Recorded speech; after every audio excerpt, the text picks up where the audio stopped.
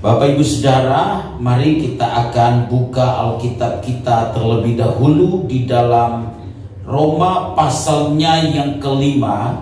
Kita akan melihat ayat yang ke-6 sampai ayatnya yang ke-10.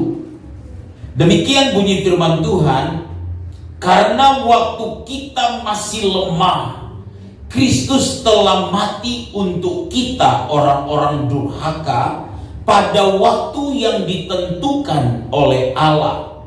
Sebab tidak mudah seorang mau mati untuk orang yang benar, tetapi mungkin untuk orang yang baik ada orang yang berani mati. Akan tetapi Allah menunjukkan kasih-Nya kepada kita oleh karena Kristus telah mati untuk kita ketika kita masih berdosa. Lebih-lebih karena kita sekarang telah dibenarkan oleh darah-Nya, kita pasti akan diselamatkan dari murka Allah. Sebab jikalau kita ketika masih seteru diperdamaikan dengan Allah oleh kematian anaknya, lebih-lebih kita yang sekarang telah diperdamaikan pasti akan diselamatkan oleh hidupnya. Bapak Ibu Saudara, setiap tahun kita memperingati kematian Yesus Kristus yang kita sebut dengan Jumat Agung. Lalu pada hari yang ketiga, yaitu hari Minggu, kita merayakan kebangkitan Yesus Kristus dari antara orang mati. Bapak Ibu Saudara, tidak ada kematian yang memberikan dampak yang sangat besar dalam sejarah manusia selain kematian Kristus. Di dunia ini ada banyak tokoh agama yang mati. Ada banyak tokoh-tokoh politik yang mati. Ada banyak para negarawan juga yang mati. Ada olahragawan yang populer, artis yang populer yang mati. Namun kematian para tokoh tersebut hanyalah untuk menyelesaikan cerita hidup yang telah mereka jalani tanpa memberikan dampak yang signifikan dari kematian mereka itu sendiri. Tapi tahukah saudara hal yang sangat berbeda dengan kematian Yesus Kristus? Kematian Yesus Kristus itu bukan hanya memberi dampak bagi saya dan saudara yang telah percaya dan menerima Dia sebagai Tuhan dan Juru Selamat pribadi kita. Tetapi kematian Kristus ini memberi dampak bagi seluruh dunia ini. Bukan hanya bagi seluruh dunia dampak kematian Yesus, tapi sorga mengalami dampak dari kematian Yesus. Kalau kita menyadari betapa pentingnya kematian Yesus dalam hidup saya dan saudara, tetapi juga betapa pentingnya kematian Yesus bagi dunia ini, betapa pentingnya kematian Yesus bagi sorga yang mulia, maka kita akan memaknai kematian Yesus dengan benar. Kekristenan kita akan sangat berbeda. Kekristenan kita tidak didirikan oleh sebuah pemahaman sekedar semata-mata bahwa pertolongan Tuhan pasti akan nyata dalam hidup kita, bahwa Tuhan pasti akan membuka jalan bagi saya dan saudara, bahwa Tuhan pasti akan melakukan mujizat bagi saya dan saudara. Saya percaya Tuhan bisa melakukan semua hal tersebut, tapi kekristenan kita tidak didirikan oleh karena pemahaman-pemahaman yang seperti itu. Tapi kekristenan kita itu lahir dari sebuah pemahaman bahwa Kristus sudah mati bagi saya dan saudara. Tapi Dia tidak hanya mati bagi kita, Dia dikuburkan bagi kita, Dia juga dibangkitkan bagi kita, Dia naik ke sorga bagi kita, dan Dia berjanji akan datang kembali bagi saya dan saudara, supaya di tempat di mana Dia berada, saya dan saudara juga berada. Kekristenan kita dibangun dari sebuah pemahaman yang benar tentang karya Kristus, bahwa Kristus benar-benar mati bagi saya dan saudara, tapi Dia juga bangkit bagi saya dan saudara. Untuk itulah kita memperingati kematiannya. yang kita sebut dengan Jumat Agung. Mengapa kita menyebut itu dengan Jumat Agung? Karena ada satu pribadi yang agung bersedia mati bagi saya dan saudara. Ada satu pribadi yang begitu agung yang rela mati bagi saya dan saudara. Kalau begitu, bagaimanakah makna dari kematian Kristus yang perlu saya dan saudara ingat kembali untuk meletakkan sebuah fondasi yang benar dalam hidup kekristenan kita? Kalau saudara meletakkan fondasi hidup kekristenanmu hanya karena pada mujizat, ketika Tuhan tidak lakukan mujizat, saudara akan mundur secara teratur. Kalau saudara meletakkan fondasi kekristenanmu hanya kepada Tuhan yang bisa buka jalan, tapi pada satu titik tertentu engkau berdoa, engkau berseru kepada Tuhan, tapi Dia belum buka jalan, saudara dan saya bisa tinggalkan Tuhan dan mencari jalan yang lain di luar sana. Tapi kekristenan kita tidak dibangun oleh hal-hal yang seperti itu. Kekristenan kita dibangun karena Yesus mati bagi saya dan saudara, karena Dia bangkit bagi saya dan saudara. Karena itu kita harus memiliki sebuah pemahaman yang benar mengenai kematian Kristus ini, supaya kekristenan kita akan kokoh. Kalau begitu, apa makna kematian Kristus yang Paulus katakan dalam Roma pasalnya yang kelima ayat 6 sampai 10? Saudara lihat dari ayat 6, Alkitab berkata begini: karena waktu kita masih lemah, Kristus telah mati untuk kita orang-orang durhaka pada waktu yang ditentukan oleh Allah. Saudara perhatikan kata Alkitab, Kristus telah mati untuk kita orang-orang apa saudara? Durhaka. Alkitab menyebut ada dua hal yang penting mengenai Yesus mati di sini. Untuk siapa? Pertama, kita disebut sebagai orang-orang yang lemah. Yang kedua, kita disebut sebagai orang-orang yang durhaka. Saudara lihat, Alkitab berkata Kristus mati untuk saya dan saudara yang sebenarnya adalah orang-orang yang durhaka. Artinya apa saudara? Kematian Kristus itu adalah untuk menggantikan saya dan saudara. Amin. Saudara-saudara, apa sih yang menyebabkan seseorang harus dihukum? Karena buat salah. Dalam konsep Alkitab, saudara-saudara, dosalah yang menyebabkan semua manusia, termasuk saya dan saudara, itu layak dihukum dalam neraka yang kekal. Saudara-saudara, orang mulai mengesampingkan tentang dosa ini. Orang mulai mencoba menetralisir tentang dosa dengan bahasa-bahasa yang dapat menyederhanakan tentang dosa. Tapi tahukah saudara, akibat dosa itu sangat radikal. Ketika Adam dan Hawa jatuh dalam dosa dalam peristiwa Taman Eden, yang walaupun mereka diciptakan awal itu sempurna, mereka tidak memiliki dosa, tetapi kemudian karena mereka salah menggunakan kebebasan mereka, mereka mengambil keputusan yang salah dengan kemudian tidak taat kepada perintah Allah. Sejak hari itu ketika dosa terjadi di dunia ini karena perbuatan Adam, maka dosa itu menjalar kepada semua manusia, kata Alkitab. Karena satu orang berdosa, maka semua orang telah berdosa. Kata Alkitab, semua orang telah berbuat dosa dan telah kehilangan kemuliaan Allah. Paulus menyebut dalam Roma 6 ayat 23, upah dosa itu membawa kepada maut. Saudara bisa bayangkan kita nanti akan dihukum kekal di neraka. Saudara bisa bayangkan saudara dan saya, kalau bukan karena Tuhan menggantikan kita tersalib untuk mati di kayu salib bagi saya dan saudara, kita orang-orang durhaka yang akan menerima penghukuman kekal di neraka. Tidak ada seorang pun yang dapat diselamatkan kalau dia tidak percaya kepada Yesus, kalau dia tidak menerima Yesus sebagai Tuhan dan Juru Selamat pribadinya. Tapi tahukah saudara, kematian Kristus ini telah menggantikan saya dan saudara. Dia menggantikan saya dan saudara di kayu salib.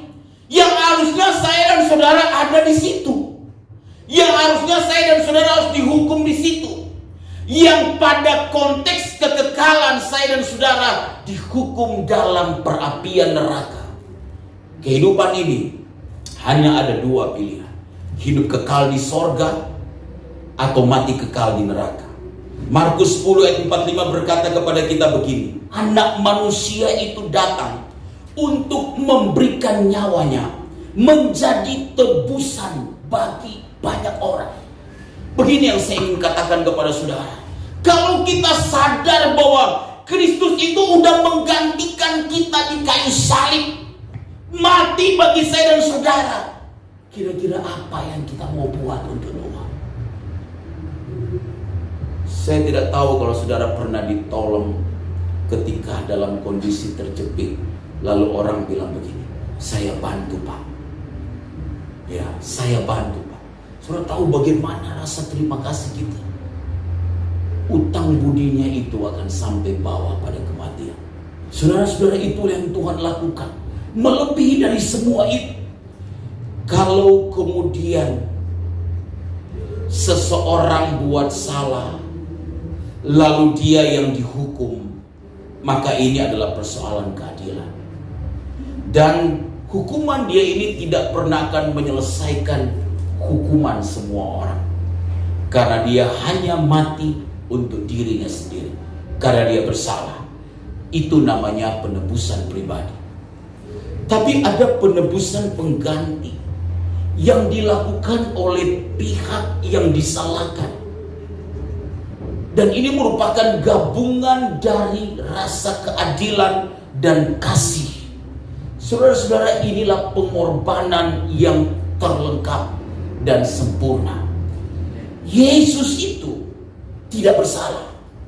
Tidak ada dosa dalam diri dia. Tidak ada dosa dalam setiap perkataan dia. Tetapi dia telah disalahkan karena dosa saya dan saudara.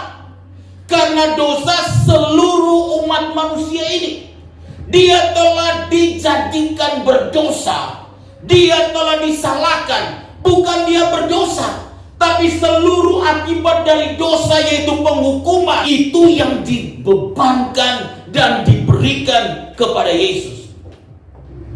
Itulah yang menyebabkan kemudian dia mati di kayu salib. Mengapa? Karena semua dosa dunia ini, termasuk dosa saya dan saudara, ditimpakan kepada dia. Saudara-saudara, kita berhutang budi kepada Tuhan Yesus. Kita sangat berhutang budi kepada dia. Mengapa? Dia udah bersedia mati bagi saya dan saudara di kayu salib. Kita sangat berhutang kepada Tuhan. Kita tidak bisa membalas hutang yang telah dikerjakan oleh Tuhan kepada saya dan saudara. Dia menebus kita bukan dengan barang yang fana, kata Alkitab, bukan dengan emas perak, tetapi dengan darahnya yang mahal. Saudara-saudara, hutang ini gak bisa kita bayar lunas. Tidak bisa. Dia begitu mengasihi saya dan saudara. Kita tidak bisa membayar lunas hutang itu. Saya begitu sangat heran kalau kita mengalami penebusan Tuhan ini, lalu kita tidak bisa betul-betul hidup untuk menyenangkan hati Tuhan dalam hidup saya dan saudara. Tuhan begitu mengasihi saya dan saudara, lalu kita tidak bisa mengasihi dengan sungguh-sungguh. Kalau kita melakukan seluruh aktivitas kita di dalam hidup kita sebagai seorang Kristen, kita melakukan secara rutinitas. Kalau kita berada dalam pelayanan, itu sekedar kemudian aktualisasi diri kita. Mungkin supaya orang bisa melihat kita bisa melayani Tuhan. Mungkin supaya orang melihat ada kehebatan di dalam setiap pelayanan yang kita lakukan. Saudara-saudara, itu sungguh tidak menyenangkan hati Tuhan. Tuhan melakukan semuanya dengan mati di kayu salib bagi saya dan saudara, karena Dia mengasihi kita. Alkitab berkata dalam ayat 8 demikian, akan tetapi Allah menunjukkan kasih-Nya kepada kita oleh karena Kristus telah mati untuk kita ketika kita masih apa, saudara? Berdosa.